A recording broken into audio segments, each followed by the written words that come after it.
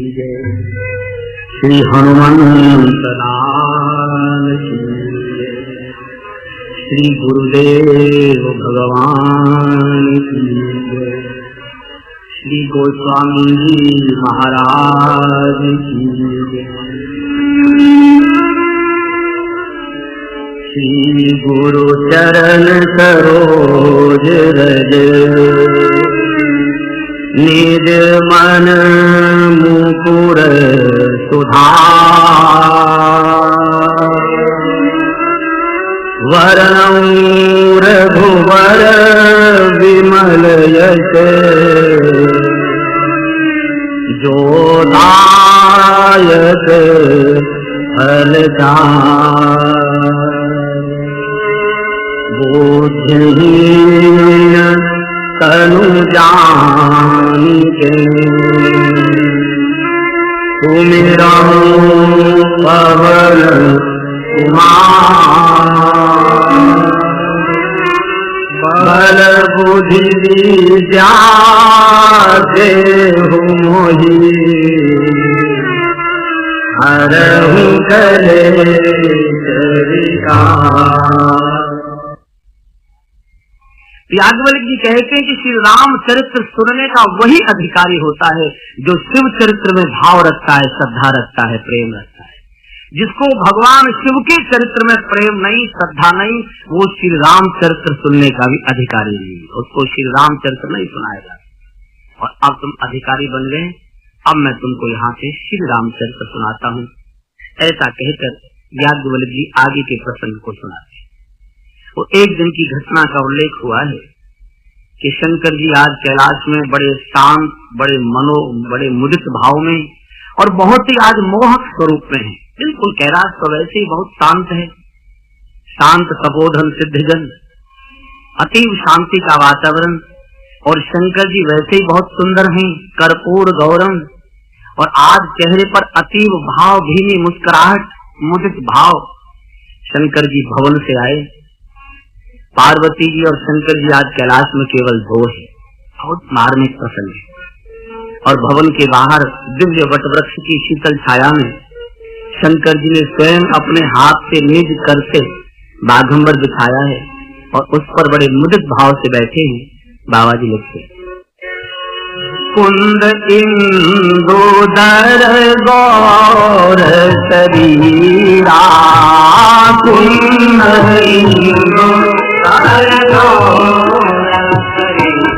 आदि कुंद इंदु दर गौर शरीरा, कुंद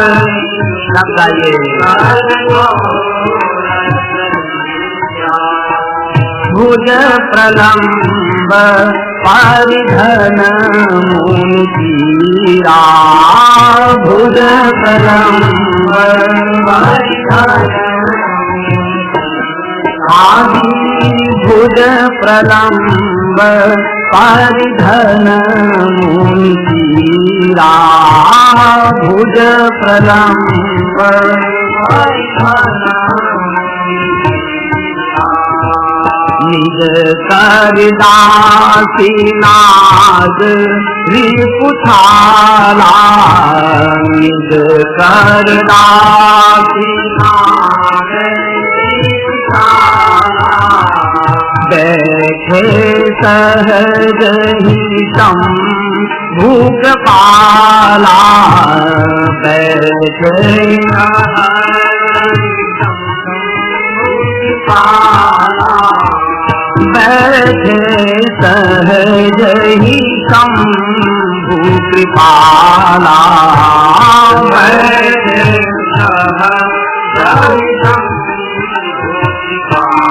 आदि बैठे सहज ही शंभु कृपाला, बैठे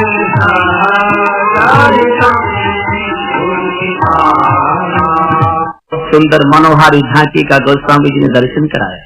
कुंद इंदु दर गौर शरीरा, शंकर जी का अतीव मोहक मुदित भाव से भरा हुआ ऐसा गौर वर्ण।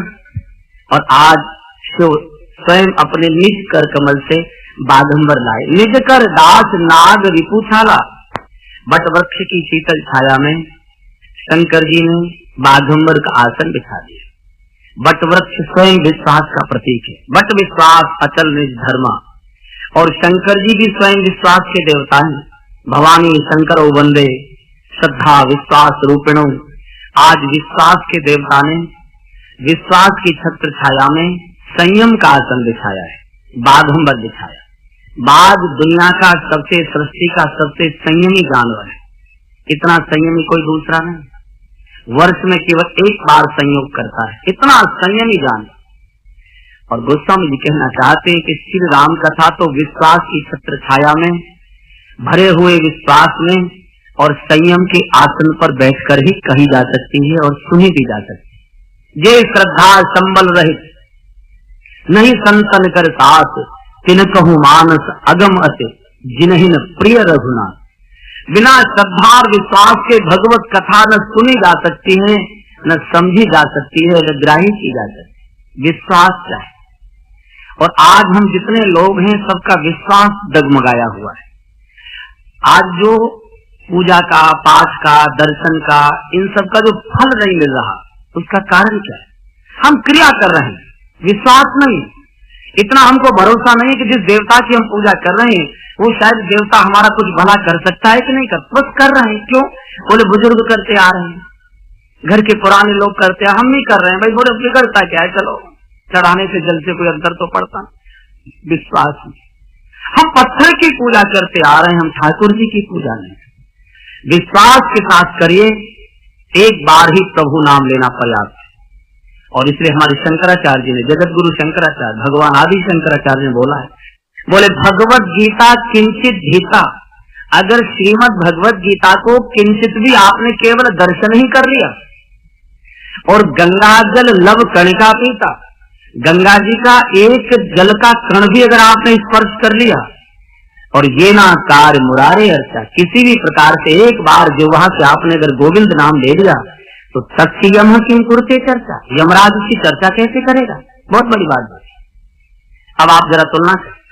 शंकराचार्य भगवान कहते हैं कि भगवत गीता किंचित गीता, किसी भी प्रकार अगर गीता का दर्शन भी कर लिया, और यहाँ 18 अध्याय नित्य रटने वाले लोग बैठे, नित्य पाठ करने वाले लोग बैठे, लेकिन कृष्ण की वंशी कभी हृदय में सुनाई नहीं, कभी रास दर्शन नहीं, कभी कृष्ण के मोर मुकुट की झांकी तक सदैव नेत्रों में नहीं आई। क्यों?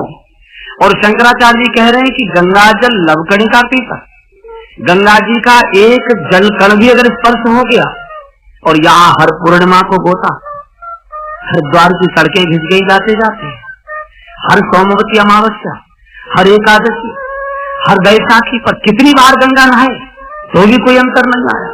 और वो कहते ये ना कार मुरारे अर्चा, किसी भी प्रकार अगर एक बार जो वहां से गोविंद नाम भी ले लिया, तो तस्य यमः किम कुरते चर्चा, यमराज की चर्चा कैसे करेगा?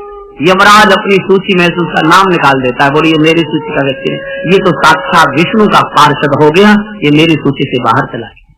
शंकराचार्य कहते हैं किसी भी प्रकार एक बार गोविंद नाम ले लिया, और हम माला घुमाते घुमाते उंगली में भी गांठ पड़ गई और माला के मन के भी घिस गए, तो भी कभी कल्याण नहीं हुआ। क्यों?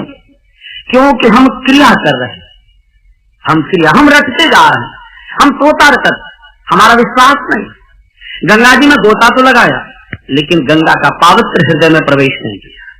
गंगा स्नान का अर्थ गोता लगाना नहीं है, गंगा स्नान का अर्थ है कि गंगा जी का पवित्र हमारे हृदय में प्रवेश करना चाहिए। हमारे हृदय का, मन का मैल ये गंगा में बहकर चला जाए, और गंगा की निर्मलता हमारे हृदय में प्रवेश कर जाए। ये है गंगा स्नान का। गंगा में गोता लगाने का, जीवन भर गोता लगाते रहोगे तो भी जीवन का आचरण, जब तक गंगा का पवित्र हृदय को स्पर्श नहीं करेगा।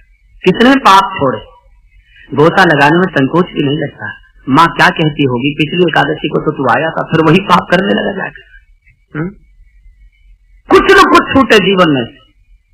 और गीता चाहे 18 अध्याय रट लो, शास्त्र तो रटने से भगवान नहीं मिलते, शास्त्रों में तो उत्तर लिखे, इसलिए पंडित कोरे के कोरे रह जाते हैं।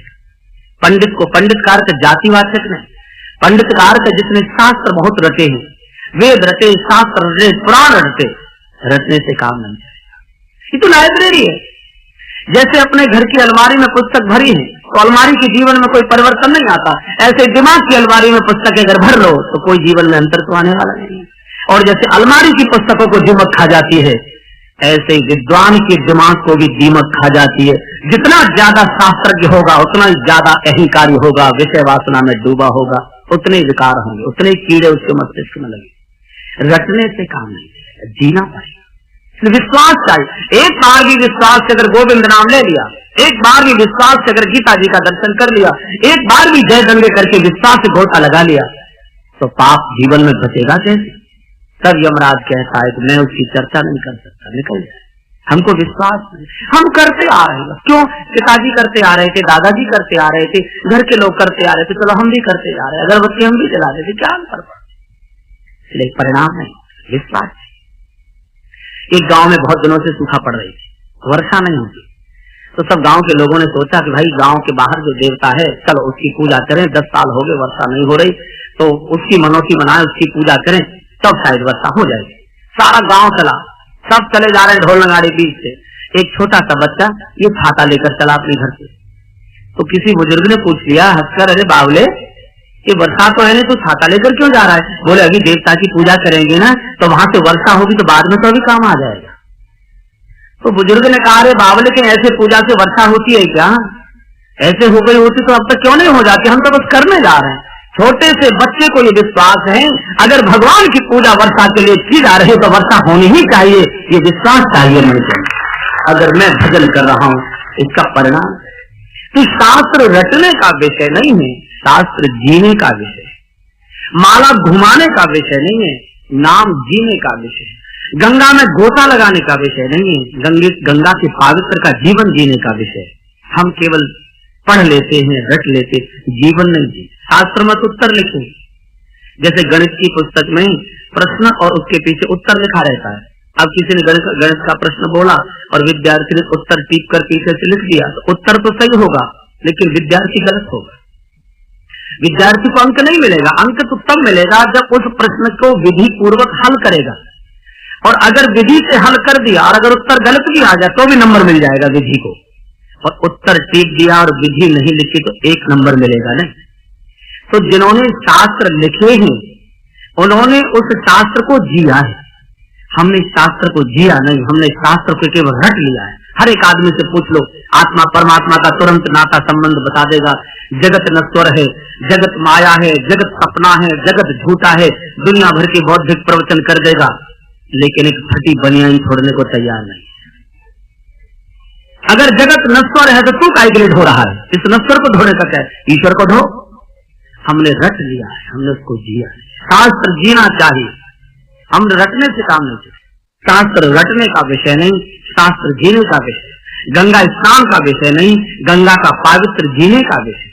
और आज शंकर जी उसी विश्वास के साथ, विश्वास की छत्र छाया में विश्वास का देवता संयम के आसन पर बैठा है। और आज दूसरा शब्द गोस्वामी जी ने लिखा है कि बैठे सहज ही शंभु कृपाला, बिल्कुल सहज भाव से।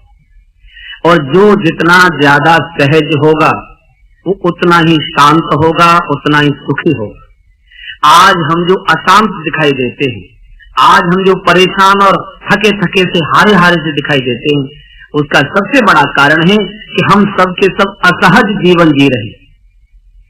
जैसे हम हैं वैसे तो हम रहना नहीं चाहते, और जैसा समाज को चाहिए वैसा हम बनने की कोशिश करते हैं, तो समाज के अनुसार तो हम बन नहीं सकते और अपनी भी सहजता खो देते हैं, इसलिए परेशान है।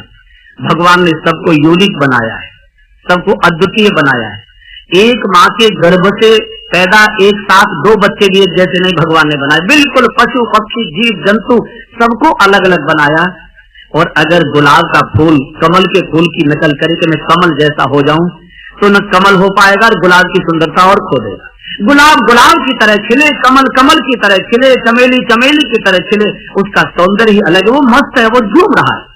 और हम चिंता करते दुनिया मेरे बारे में क्या कहती है। मनुष्य की 80% ताकत इस बात को सोचने में लगी रहती है कि दुनिया मेरे बारे में क्या बोलती है। अरे क्या बोलती है? जो बोलती है तो बोलने दो, हमको क्या लेना देना। हम जो हैं वो हैं, और अगर आप अपने आनंद में डूबे रहोगे, जैसे भगवान ने बनाए हो वैसे हो, क्रोधी हो तो, कामी हो तो, लोभी हो तो, लालची हो तो, हो लोभी लेकिन दानी बनने की प्रदर्शन करोगे, लंबा लंबा दान दोगे, हो बड़े भारी दुनिया भर के दुर्गुणी लेकिन बड़े भारी सद्गुणी बनने का प्रयत्न करोगे, तो सद्गुणी भी बन नहीं पाओगे और अपने में भी जी नहीं पाओगे। इसलिए सहजता, बिल्कुल एकदम जैसे हैं वैसे। और जितना मनुष्य सहज होगा उतना ही शांत। मनुष्य तिरछा तिरछा जाता, मनुष्य घुमा घुमा के जीता है कैसा ही दिखाएगा, बड़ा भारी, बड़ा भजनानंदी, बड़ा त्यागी, बड़ा तपस्वी, बड़ा दानी, बड़ा समाज सेवी, और दुनिया के कचरे भीतर जोड़े रखेगा, इसलिए शांत नहीं रहेगा। शंकर जी हमेशा सहज भाव में। और आज एक और दिव्य स्वरूप का दर्शन गोस्वामी जी ने कराया है शिव का। आज शंकर जी चीरा बांध कर बैठे, परिधन मुनि चीरा, लंगोटी बांधकर, साधु लोग जो बांधते। किसी ने गोस्वामी जी से पूछा, महाराज जब शंकर जी को आप विवाह में ले गए थे, समाज में ले गए थे, तब तो दिगंबर वेश में ले गए, बिल्कुल नग्न दिगंबर व्याली, और यहाँ बिल्कुल एकांत है, पति पत्नी केवल दो हैं, किसी भी प्रकार की मर्यादा का उल्लंघन नहीं, तो यहाँ आप शंकर जी को मर्यादा में दिखा रहे हैं, क्या बात?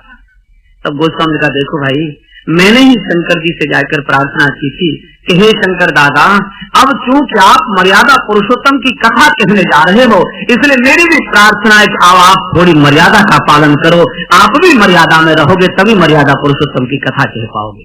इसलिए, और शायद गोस्वामी जी शंकर जी के दिव्य स्वरूप का दर्शन कराना चाहते हैं कि शंकर जी जब समाज में गए थे तो जैसे थे वैसे उठकर चले गए, बिल्कुल सहज भाव में, और एकांत में बैठे हैं, कोई नहीं है, केवल पति पत्नी है, किसी भी प्रकार बैठा जा सकता है, किसी भी प्रकार की मर्यादा का उल्लंघन नहीं। तो एकांत में शंकर जी मर्यादा में बैठे हैं, लंगोटी बांधकर बैठे।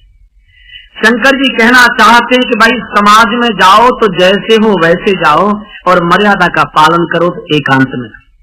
और आज हमारा सबका स्वभाव उल्टा है, हम समाज में जाएंगे तो बड़े सभ्य बनकर जाएंगे, बड़े सुसंस्कृत बनकर जाएंगे, इन जैसा कोई सभ्य नहीं, इन जैसा कोई सुसंस्कृत नहीं, और एकांत में जब बैठेंगे तो सारी मर्यादा को तिलांजलि दे देंगे। और आज बड़े बड़े लोगों का एकांत ध्वस्त हो रहा है, पतित हो रहा है। जो समाज में बड़े दिव्य दिखाई देते हैं मंचों पर, एकांत में अगर उनको देख लोगे तो आपके नेत्र बंद हो जाएंगे, दुर्गंध उठ रही है उनमें। आज बड़े बड़े लोगों का एकांत ध्वस्त हो रहा है। तो एकांत बचाइए। एकांत का अर्थ कमरा नहीं है, एकांत का अर्थ अंधेरा नहीं है, एकांत का अर्थ है कि आपके मन में क्या चल रहा है। समाज के सामने तो बहुत अच्छे शब्द मनुष्य बोल देता है, सोच सोच के बढ़िया संस्कृत भाषा के शब्द बोल देगा, लेकिन उसके अंतर मन में चिंतन क्या चल रहा है, अंतर मन में चर्चा क्या चल रही है। ईर्ष्या है कि द्वेष है कि निंदा है कि भोग है कि लोभ है कि पाप है कि बेईमानी है कि अनाचार है कि दुराचार, भीतर चर्चा चिंतन में क्या है, इसका एकांत का। और जिसने एकांत सुधार लिया, जिसने एकांत में मर्यादा रख ली, उसको किसी भजन की आवश्यकता नहीं है कि महापुरुष का भजन भगवान स्वयं किया करते। जिसका एकांत दिव्य हो गया, उसको कोई अगरबत्ती जलाने की आवश्यकता नहीं, उसके हृदय से सुगंध निकला करती। और आज इस भाव में शिव बैठे। पार्वती जी बहुत दिनों से इस प्रतीक्षा में थी कि पतिदेव कब प्रसन्न मिले और कब मैं अपने मन की बात पूछूं। माताओं का जैसे स्वभाव रहता है कि पति से रोज रोज अपने मन की बात नहीं कहती। कोई साड़ी, कोई जेवर खरीदना होगा तो वो रोज नहीं कहेंगे, वो देखती रहती है पतिदेव कब प्रसन्न है। और सामान्यतया मनुष्य भोजन के समय ज्यादा प्रसन्न दिखाई देता है, तो भोजन की थाली लगा देंगी और देखेंगी, पंखा लेकर बैठ जाएंगे, भले बिजली का लगा लेकर तो भी बैठ जाएंगे, और देखती रहती है पतिदेव किस भाव से भोजन कर रहे हैं। देखा बड़ा स्वाद आ रहा है तो धीरे से और पूछ लेंगी, नमक मिर्च तो कम नहीं है, भुना हुआ जीरा रखा है, थोड़ा सा ले आऊं, कोई अचार, अरे बोले नहीं आज तो बस क्या सुंदर भोजन बनाया है, ऐसा रस तो कभी आया नहीं। तो धीरे से तुरंत खिसका देती है, वो पड़ोसन आगे खरीद लाइए, मैं भी ले आऊं क्या, ले। आज बिल्कुल वही जागतिक भाव, सांसारिक भाव में पार्वती जी पतिदेव आज बहुत प्रसन्न दिखाई दिए, तो सुंदर श्रृंगार करके शंकर जी के पास गई। गोस्वामी ने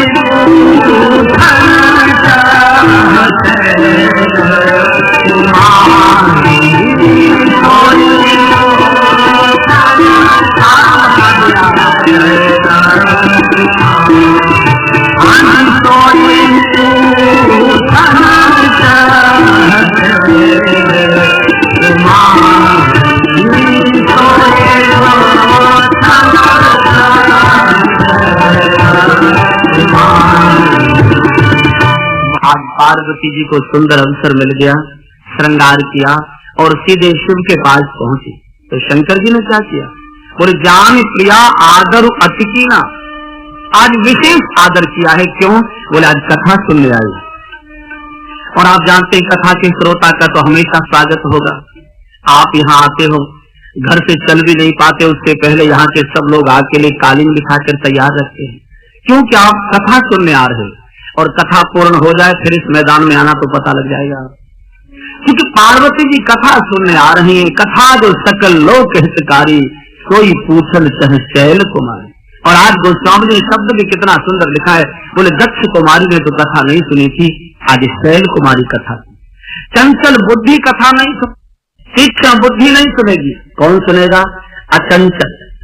शैल कुमारी पर्वत अडिगता का प्रतीक है, अचंचलता का प्रतीक है, स्थिरता का प्रतीक है। स्थिर मन ही कथा सुन सकता है, चंचल बुद्धि सुनेगी नहीं। शंकर जी ने बहुत प्यार दिया, बहुत आदर किया। तो पार्वती जी ने कहा महाराज एक बात पूछूं क्या आपसे? बोले पूछो, एक नहीं 100 पूछो, आज हम आपसे बहुत प्रसन्न हैं। बोले महाराज एक बात बताइए कि किसी का घर मान लीजिए कल्प वृक्ष के नीचे हो और वो भी गरीबी का जीवन जिए, तो लोग क्या कहेंगे? शंकर जी ने कहा देवी पहेलियों में समय बर्बाद मत करो, सीधे सीधे पूछो क्या कहना चाहती हो। तब पार्वती जी कहा भगवान आपसे क्या छुपाना, आप तो अंतर्यामी हैं, सब कुछ जानते हैं। और गत जन्म से सारी कथा सुना दी। मैं आपकी पत्नी थी, सती मेरा नाम था। कुंभज ऋषि के आश्रम में आपके साथ कथा सुनने गई, लेकिन मैंने साधु की सरलता का अनादर किया। मैंने कथा भी नहीं सुनी, कथा को भी सम्मान नहीं दिया। लौट कर जब आए तो मार्ग में प्रभु का दर्शन हुआ। आपने कितनी बार मुझे समझाया कि इनको प्रणाम करो, मैंने प्रभु को प्रणाम नहीं किया और आपकी इच्छा के विरुद्ध मैं भगवान की परीक्षा लेने चली गई। सीता जी का मैंने कपट वेश बनाया। इस अपराध में आपने मेरा 87,000 वर्ष का त्याग कर दिया और पुनः आपसे मिलन हुआ तो फिर मैं आपके बिना आज्ञा के और पिताजी के घर यज्ञ में आ गई। वहां मैंने क्रोधाग्नि से अपने शरीर को भस्म कर दिया और ये जन्म मेरा हिमाचल प्रदेश में पार्वती के रूप में हुआ। और आपको ये भी मालूम है कि कितनी कठोर तपस्या मैंने आपके लिए की है, तब आज मैं आपके वामांग में बैठी। भगवान मेरा एक जन्म बीत गया, एक युग बीत गया, लेकिन मेरा संशय नहीं जा रहा है। सती प्रसंग ये त्रेता युग की घटना है और पार्वती जी का प्राकट्य द्वापर युग में आकर होता है।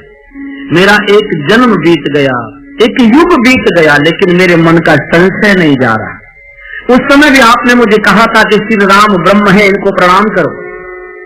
और आज भी आप कई बार सुनाते हो घटना को कि श्री राम ब्रह्म थे। न तब मेरी समझ में आया, न आज मेरी समझ में आता है कि श्री राम ब्रह्म कैसे हो सकते हैं, क्योंकि ब्रह्म तो व्यापक होता है और व्यापक को तो कभी वियोग नहीं होता।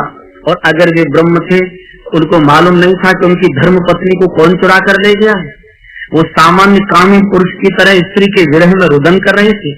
और आप जब कहते हो कि वे राक्षसों के विनाश को आए, तो भगवान मैंने तो संतों के द्वारा ऐसा सुना है कि भ्रकुट विनाश सृष्टि लय हुई। अरे जिसकी इच्छा मात्र से सृष्टि में लय प्रलय होती हो, उसको मानवीय वेश धारण करने की क्या आवश्यकता है।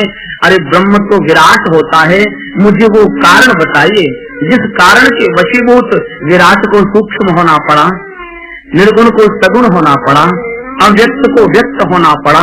निराकार को निराकार होना पड़ा, उर्वासी को उदरवासी होना पड़ा, अनंत कोटि ब्रह्मांड के नायक को एक राजा का बेटा बनना पड़ा। मुझे उनके अवतार के समस्त कारण बताइए।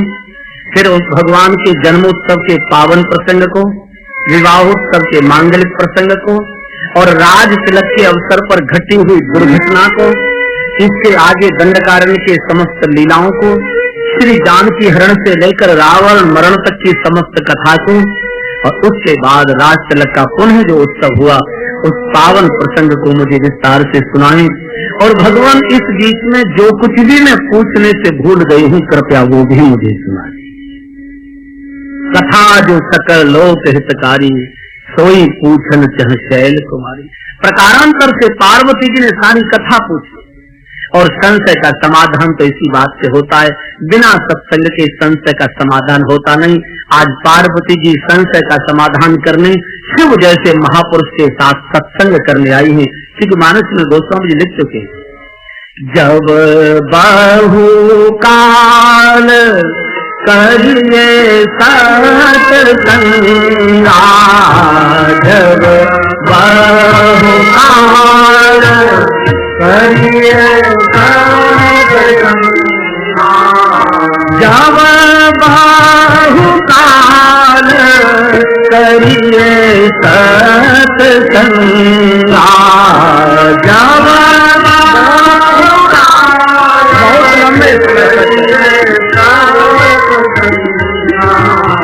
तब ही होई सब संशय भंगा, तब ही होई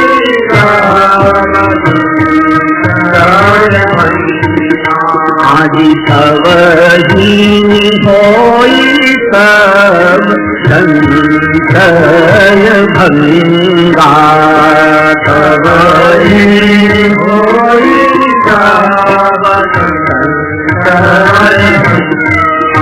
बहुत लंबे समय तक जीव जब सत्पुरुषों का सानिध्य करता है, श्रेष्ठ भजनानंदी ऐसे परम ज्ञानी, ऐसे दिव्य तत्व का जिनको अनुभव है, उन जैसे महापुरुषों के साथ जब जीव सानिध्य करता है, संसर्ग करता है, उनके चरणों में बैठता है, तब कहीं संशय का समाधान हुआ है। संशय का समाधान ग्रंथ पढ़ने से नहीं होता, ग्रंथ से तो और ज्यादा संशय हो जाएगा, क्योंकि हर शास्त्र में ऋषियों ने अपने अपने मन के और अपने अपने मत के अनुसार सारे के सारे विषयों को प्रतिपादित किया है।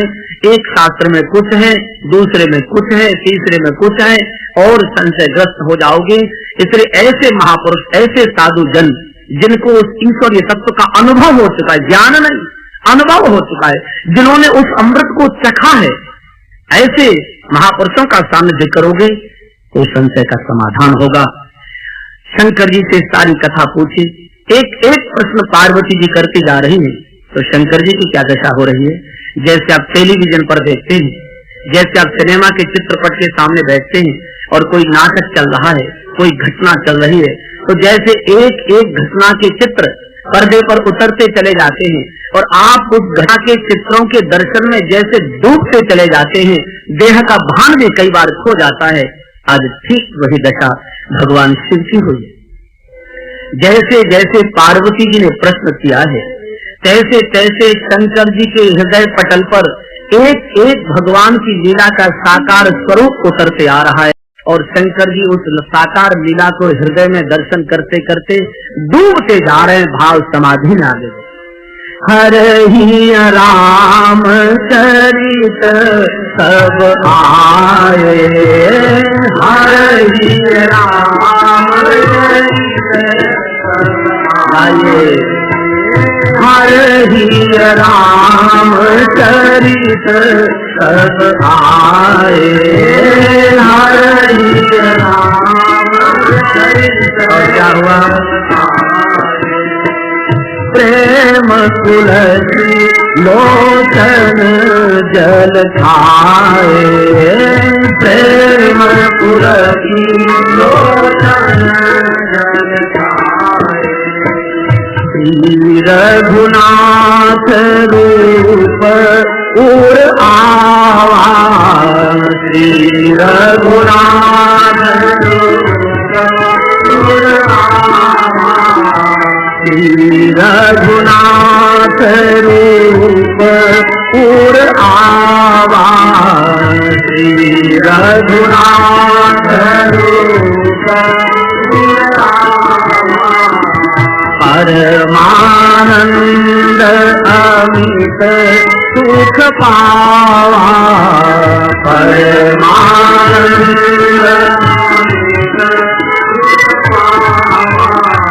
श्री रघुनाथ रूप उर आवा,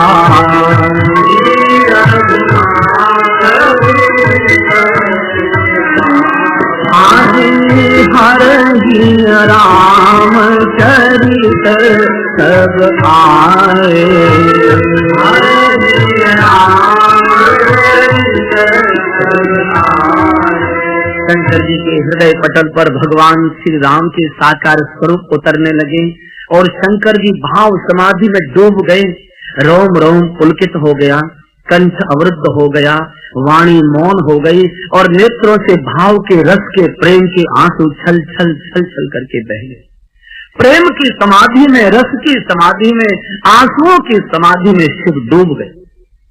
और जिस दिन भजन करते करते, प्रभु का पाठ करते करते, प्रभु का कीर्तन करते करते, मंदिर में ठाकुर के विग्रह का दर्शन करते करते जिस दिन वाणी गदगदित हो जाए, देह भान भूल जाओ और नेत्रों से आंसू आने लगे, तब समझना चाहिए आज की पूजा पूरी हो गई, आज और आगे पूजा करने की आवश्यकता है। आंसू का आना ये प्रकट करता है कि हृदय के अंदर प्रभु का प्रवेश, भक्ति अंदर प्रवेश कर गई। भगवान ने स्वयं कहा है, मम गुण गावत पुलकितरीरा, मम गुण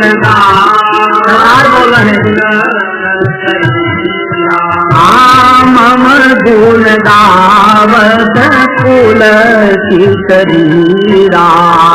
मम गुण गावत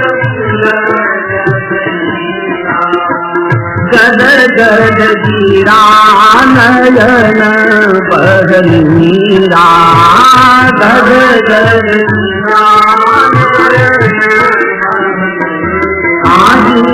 गद गद गिरा नयन बहनीरा, गद गद गिरा। भगवान स्वयं बोलते। लक्ष्मण जी ने पूछा था, भगवान आपकी भक्ति जीवन में प्रवेश कर गई, इसका संकेत क्या है, हमको कैसे पता लगेगा कि आपकी भक्ति हमारे हृदय में प्रवेश करे। भगवान ने कहा है, लखन जब ऐसी स्थिति हो जाए, मम गुण गावत पुलक शरीरा, मेरा गुणगान करते करते, मेरी कथा कहते कहते, मेरी कथा सुनते सुनते शरीर रोमांचित हो जाए, वाणी गदगदित हो जाए और नयनों से नीर बहने लगे, अश्रुपात होने लगे, तब समझना चाहिए कि मेरी भक्ति प्रवेश। आज शंकर जी की वही रस में शंकर जी डूब गए। आंसू तो रस का प्रतीक, जिसका हृदय रसीला है, जिसके हृदय में अंदर रस भरा है, वही नेत्रों के मार्ग से बाहर आ सकता है। शंकर जी भाव समाधि में डूब गए और इसी को समाधि भाव कहा है। देह का भान भूल जाए, मैं कौन हूँ, कहाँ हूँ, कैसा हूँ, कहाँ बैठा हूँ, क्या कर रहा हूँ, क्या बोल रहा हूँ, क्या गा रहा हूँ, ये होश ही न रहे। लोग कहें कि इसको तो पागल हो गया, इसको तो मिर्गी आ गई, इसको क्या हो गया। लोग कहें मीरा भैरे बावरे, प्रभु गुणगान करते करते दुनिया कहे तो पागल हो गया है।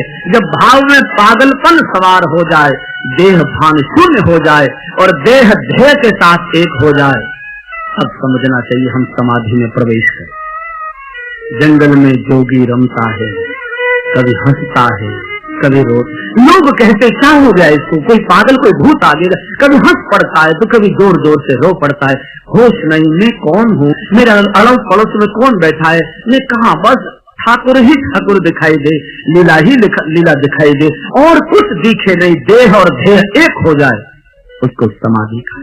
और आज शंकर जी इसी समाधि में डूबे। समाधि किसी आसन को नहीं कहा, समाधि कोई प्राणायाम की क्रिया नहीं, समाधि कोई शारीरिक योग का आसन नहीं है। समाधि जीवन की वो विचित्र दशा है कि जब दैहिक इंद्रियां अपने भान को भूल जाएं और सब इंद्रियां भगवान कृष्ण में मिल जाएं, देह और ध्येय एक हो जाए, उस भाव को समाधि भाव का है। इसलिए हमारे समाधि के आचार्यों ने, भक्ति के आचार्यों ने समाधि की जो सर्वोच्च आचार्य मानी है, भक्ति की जो परम आचार्य मानी है, वो ब्रज की गोपियां मानी। हमारी ब्रजांगनाएं, ब्रज की गोपियां, ये भक्ति की समाधि की परम आचार्य है।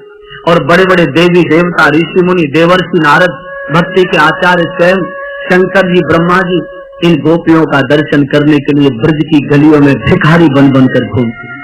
छुप छुप के दर्शन करें देव, धर भेष भिखारी।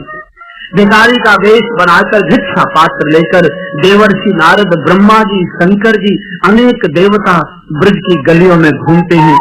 इनको भाव है, इनको ऐसा लगता है कि भिक्षा देने के बहाने से गोपी आएगी तो भिक्षा पात्र आगे करेंगे और उसके चरणों को नमन करेंगे। जिस चरण की रज को भगवान कृष्ण मस्तक पर लगाते हैं, उस चरण रज का दर्शन अपने को मिले। और ब्रज की रज है ना, ब्रज रज कितनी पावन है। अनंत कोट ब्रह्मांड का नायक जिस रज में बालक बनकर खेला हो, उस रज की कौन महिमा गा सकता है। ब्रज की रज, जहाँ श्री राधा रानी के श्री चरणों से स्पर्शित ऐसी पावन रज हमारे साधु गाते। ब्रज की रज अति परम पवित्र, वास जहाँ श्यामा प्यारी को। ब्रज की रज अति परम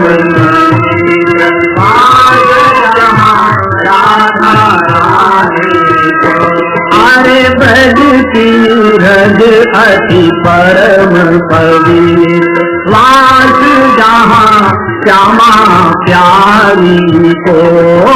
ब्रज की रज अति परम वास जहाँ श्यामा प्यारी को। श्यामा प्यारी को वास जहाँ राधा रानी को। हाँ श्यामा प्यारी, यह ब्रज श्यामा प्यारी को वास जहाँ राधा रानी को। हाँ श्यामा प्यारी को वास जहाँ राधा रानी को। ब्रज की रज अति परम पवित्र, वास जहाँ श्यामा प्यारी को।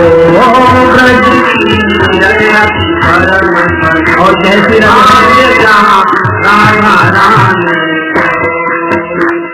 वेद जाहि गावे सुदर्शन कार्तिक झावे, शेष सारो दान पावे, यदि महिमा है अपार।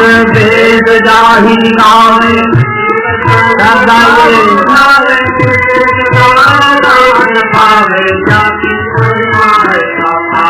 अरे वेद जाहि गावे सुदर्शन कार्तिक झावे, शेष सारो दान पावे, यदि महिमा है अपार। वेद जाहि गावे सुदर्शन कार्तिक झावे, शेष सारो दान पावे, यदि महिमा है अपार। सुख नारद से जानी रमा सावित्री भवानी, रचि सची इंद्राणी हुन पायो या को पार।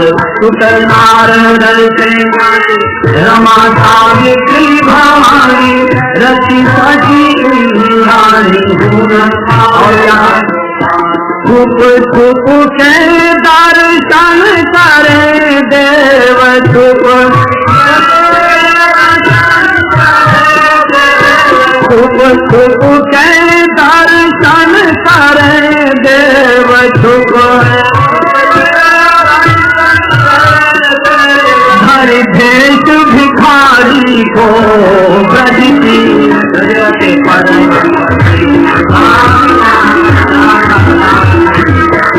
राधा रानी को, वास जहाँ श्यामा प्यारी को।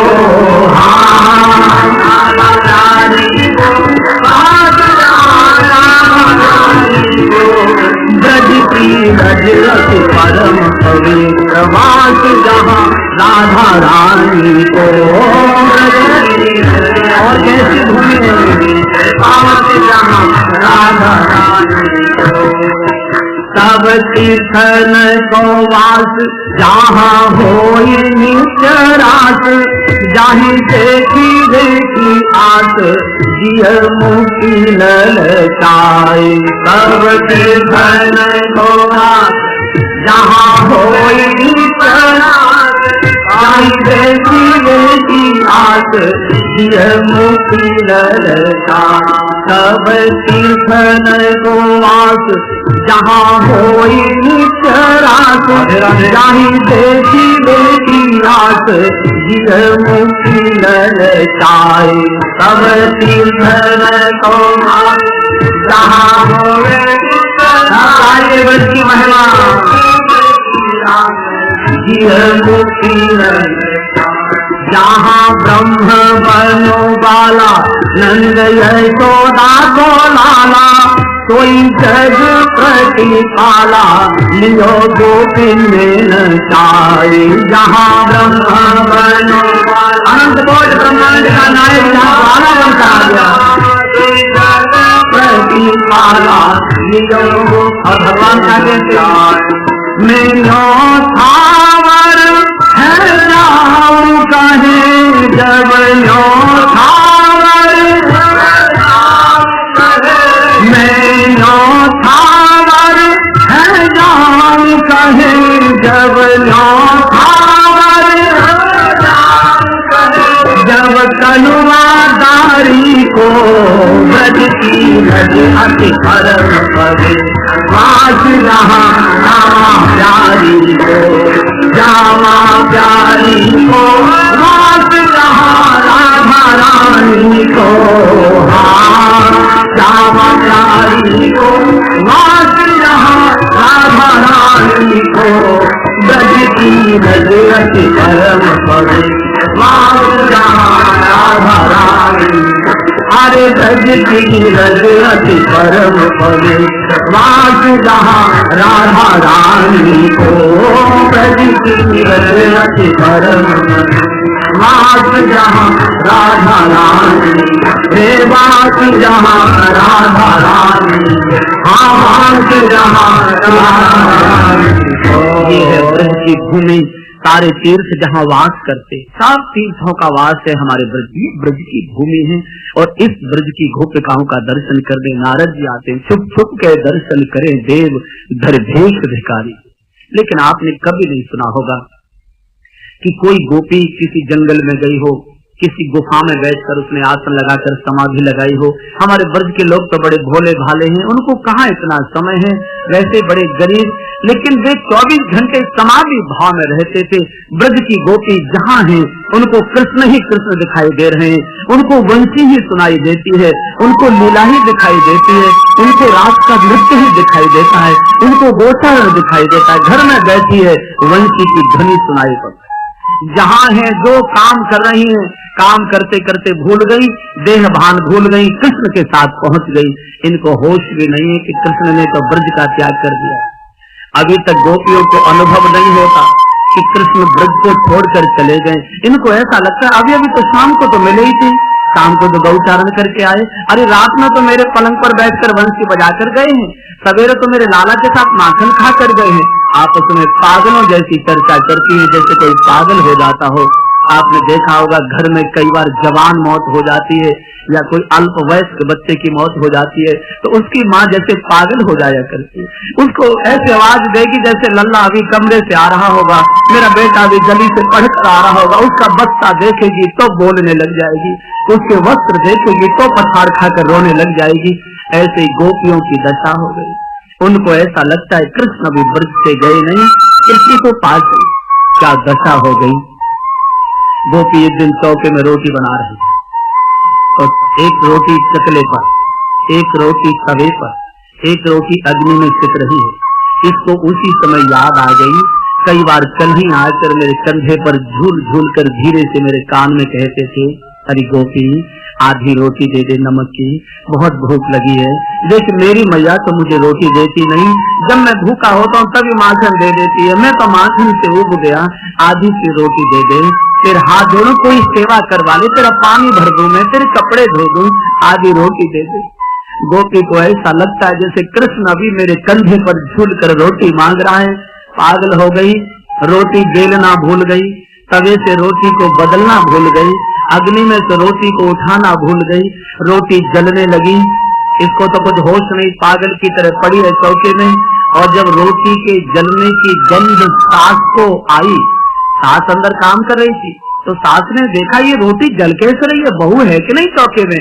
और सास जब दौड़ कर आती है तो देखा कि बहू तो पागल जैसी मुंह फाड़े पड़ी है, रोटी चौके में जल रही है।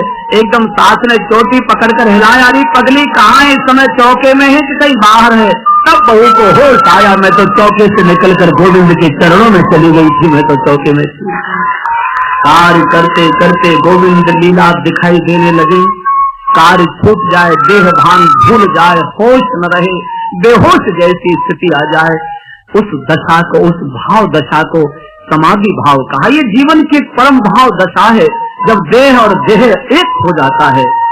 एक गोपी घर में काम कर रही थी, इतने में द्वार पर ऐसा लगा जैसे वंशी बजाई है कृष्ण ने, वंशी की आवाज सुनी तो काम छोड़कर दौड़ी, सिर फिकरा, धोती कहीं, ये पागल की तरह इधर से उधर देख के गली में किधर गए, जोर जोर से चिल्लाने लगी, अरे कन्हैया किधर छुप गया, कन्हैया किधर छुप गया।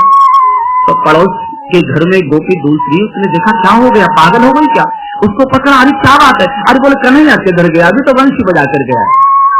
तो काफी पागल हुई है, अरे गोविंद तो मथुरा से भी द्वारिका चले गए, कितने दिनों की पुरानी बात हो गई, और तू बोले नहीं नहीं तू गलत कहती है, अभी तो मेरे द्वार पर वंशी बजा कर गए, लिपट गई उससे, बोल तो सही कन्हैया कहाँ चले गए, मैं वहीं जाकर ढूंढू, मैं वहीं जाकर उनसे लगकर रोऊं, मुझे बता तो सही।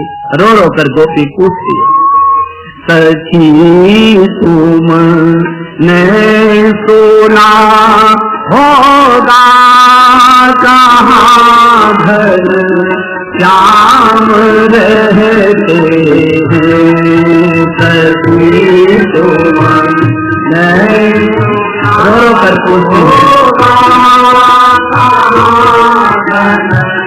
श्याम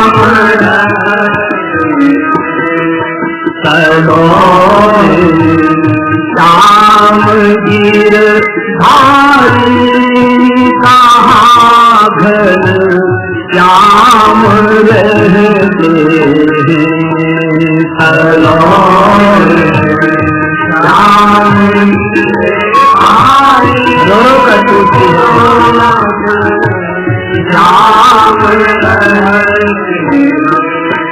मैं सुन कर तेरे मुरली की निकल कर घर से जब आई, मैं सुन कर अरे अभी अभी तो मैंने वंशी सुनी, कहाँ चले गए, घर से जब आई, मैं सुन कर तेरे मुरली की निकल कर घर से जब आई, मैं सुन कर पता नहीं कहाँ छुप गए, घर से जब आई, पता नहीं पाया कौन से धाम रहते हैं, पता मैं तो वहीं तौर पर चले जाऊं, मुझे बता तो सही कौन से धाम रहते, सलोने श्याम गिर धारी कहाँ घर श्याम रहते हैं, सलोने में घर की बिना आप सब गोपी भाव में आए, क्या क्या जागुता मुझ पर बजा मुरली मनोहर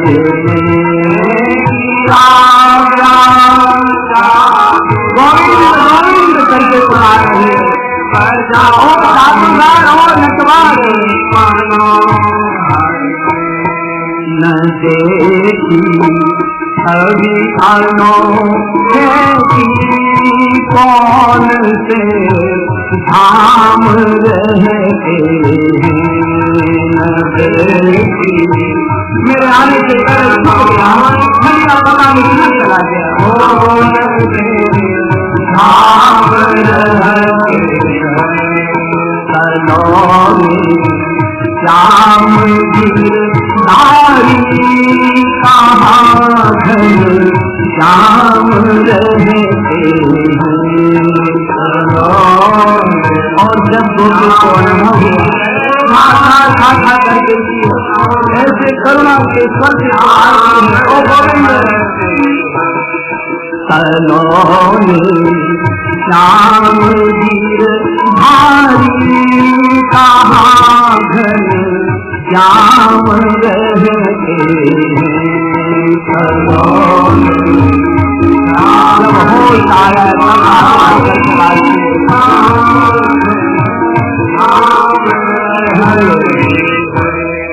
दया कर नंद के लाला दरस एक बार दिखलाओ दया ओ नंद लाला ओ नंद कुमार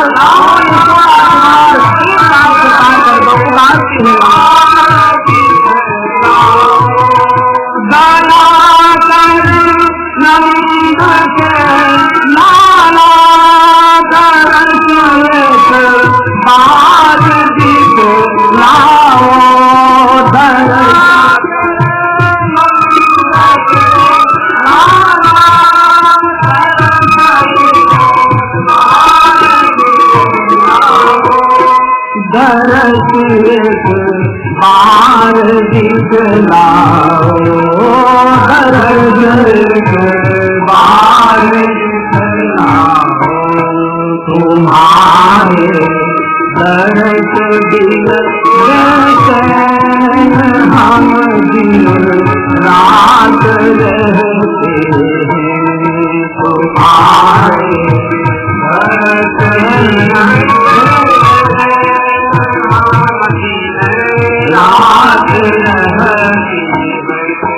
तुम्हारे दर्श बिन बैठन हम दिन रात रहते हैं तुम्हारे दर्श बिन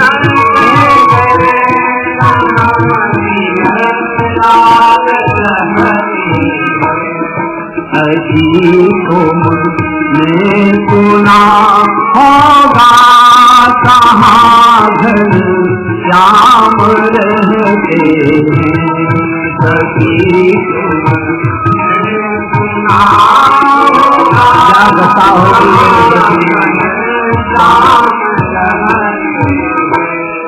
सलोनी श्याम गिरधारी कौन से धाम रहते हैं सलोनी श्याम गिरधारी कौन से धाम रहते ब्रज में पागलपन छाया।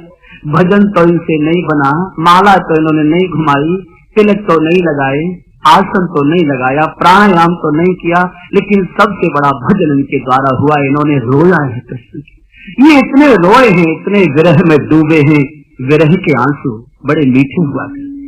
प्रियतम की याद के आंसू, विरह के आंसू, हृदय से निकले हुए भाव के आंसू, ये प्रियतम को भी डुबा दिया करते। हमारे ब्रजवासी कृष्ण विरह में कितने रोए होंगे, आप कल्पना करें।